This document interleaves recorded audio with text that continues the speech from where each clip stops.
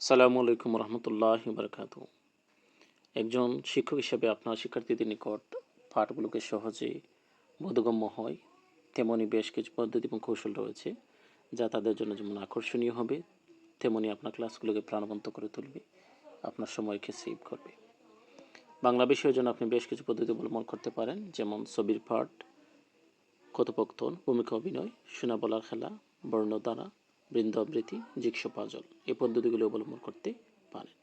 ইংরেজি বিষয়ের জন্য আপনি chain drill, choral drill, total physical response, TPR, writing mechanics, mind mapping, phonics, snowball, gazing game, mime এই পদ্ধতিগুলো অবলম্বন করে সহজেই আপনি ইংরেজি বিষয়টিকে উপস্থাপন করতে পারেন, যা শিক্ষার্থীদের জন্য খুবই আকর্ষণীয় হবে।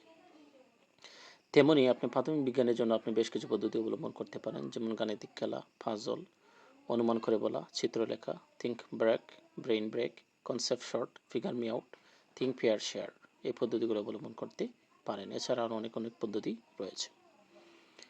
প্রাথমিক জ্ঞানের জন্য আপনি বেশ কিছু পদ্ধতি অবলম্বন করতে পারেন যা তাদের জন্য খুবই আকর্ষণীয় হবে এবং নতুন মনে হবে, যেমন ছবি, চিত্র বিশ্লেষণ, মার্কেট প্লেস অ্যাক্টিভিটি, পরীক্ষণ, প্রকৃতি পর্যবেক্ষণ, পিওই খুবই গুরুত্বপূর্ণ একটি পদ্ধতি। POE predict, observe, explain, who am I, back to back এই পদ্ধতিগুলো অবলম্বন করতে পারেন।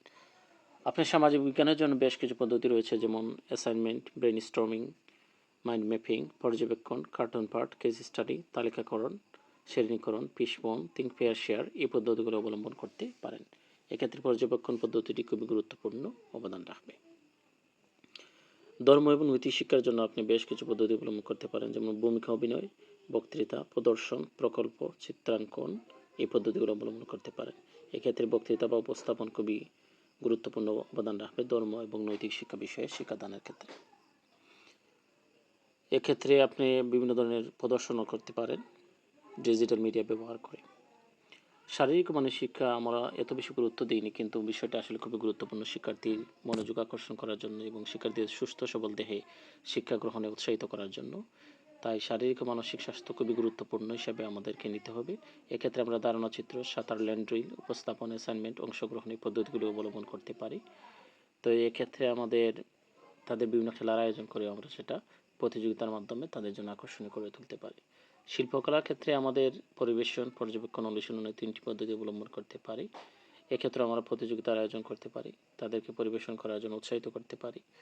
তাহলে অবশ্যই আমাদের জন্য সহজে সে পাঠগুলো সহজে তাদের নিকট উপস্থাপন করা যাবে এবং তারা সহজে উপলব্ধি করতে পারবে। তো পরিশেষে আমি বলতে চাই, যদি আমরা বিভিন্ন ধরনের কৌশল এবং পদ্ধতিগুলো অবলম্বন করে আমাদের পাঠদান করি, তাহলে অবশ্যই শিক্ষার্থীদের নিকট আমাদের পাঠগুলো আকর্ষণীয় হবে এবং শিক্ষার্থীরা সহজেই পাঠগুলো অনুধাবন করতে পারবে। আসসালামু আলাইকুম রহমতুল্লাহ।